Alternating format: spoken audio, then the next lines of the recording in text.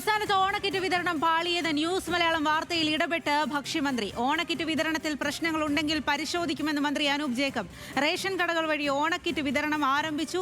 എവിടെയെങ്കിലും കിറ്റ് ലഭ്യമായില്ലെങ്കിൽ പരിശോധിക്കും. പാക്കിങ്ങിന് കാലതാമസമുണ്ടായെങ്കിൽ പരിഹരിക്കുമെന്നും ഭക്ഷ്യമന്ത്രി പറഞ്ഞു.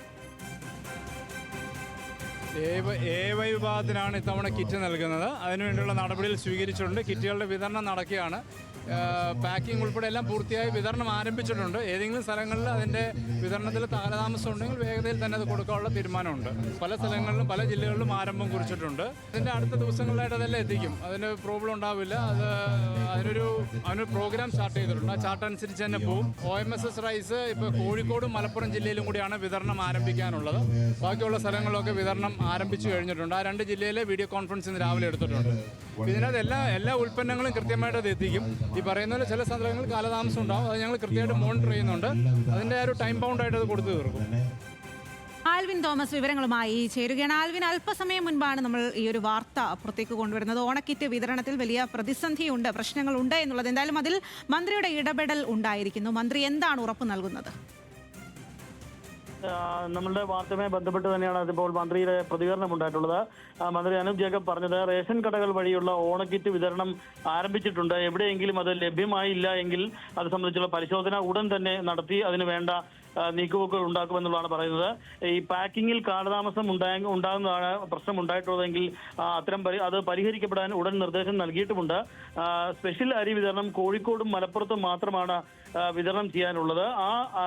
അതിനുവേണ്ട നടപടികളും നടത്തി കഴിഞ്ഞു. ഇന്ന് രാവിലെ അവിടെ വീഡിയോ കോൺഫറൻസിംഗ് വഴി അതിനുവേണ്ട നിർദ്ദേശങ്ങളും നൽകിയിട്ടുണ്ട് എന്നുള്ളതാണ് ഇപ്പോൾ ഭക്ഷ്യമന്ത്രിയായിട്ടുള്ള അനൂപ് ജേക്കബ് നമ്മളോട് കാര്യങ്ങൾ വിശദീകരിച്ചത്. 2 ജില്ലകളിലും ഉടൻ ഈ വിതരണം ആരംഭിക്കാനും തീരുമാനം ആയിട്ടുണ്ട് എന്നുള്ളത് അദ്ദേഹം പറയുന്നുണ്ട്. ഓണവിപണിയിൽ അരിയുടെ ലഭ്യത ഉൾപ്പെടെ അത് ഉറപ്പാക്കുമെന്നുള്ള ഒരു കാര്യമാണ് അദ്ദേഹം ഇപ്പോൾ പറയുന്നത്. അരിയിൽ കേന്ദ്രവിഹിതത്തിൽ ഇത്തവണ വലിയ കുറവുണ്ടായിട്ടുണ്ട്.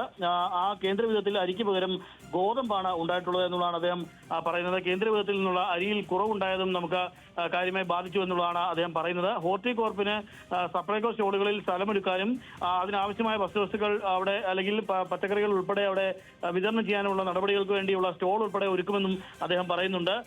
ഓണക്കാലത്ത് ഏതായാലും ആവശ്യമായ ഭക്ഷ്യവസ്തുക്കളെല്ലാം ഉറപ്പാക്കുമെന്നുള്ളതാണ് മന്ത്രി അനൂപ് ജേക്കബ് പറയുന്നത്. അതോടൊപ്പം തന്നെ പൂഴ്ത്തിവെപ്പും കരിഞ്ചന്തയ്ക്കുമെതിരെയും കർശനമായ നടപടി ഉണ്ടാകുമെന്നുള്ളതും അദ്ദേഹം പറയുന്നുണ്ട്. പരിശോധനയ്ക്കായി ഇതിന് ജില്ലാ കളക്ടറെ അടക്കം എല്ലായിടത്തും നിയോഗിച്ചിട്ടുണ്ട്. ജില്ലാ കളക്ടർമാർക്ക് നിർദ്ദേശം നൽകിയിട്ടുണ്ട് എന്നുള്ളതും മന്ത്രി അനൂപ് ജേക്കബ് പറയുന്നു. ഏതായാലും റേഷൻ കടകൾ വഴിയുള്ള ഓണക്കിറ്റ് വിതരണം ആരംഭിച്ചിട്ടുണ്ട്. അത് വരും ദിവസങ്ങളിൽ എവിടെയെങ്കിലും പാളിച്ച പറ്റിയിട്ടുണ്ടെങ്കിൽ അത് പരിഹരിച്ച് മുന്നോട്ട് പോകുമെന്നുള്ളതാണ് അദ്ദേഹത്തിന്റെ പ്രതികരണം വന്നിട്ടുള്ളത്. സ്വാതി.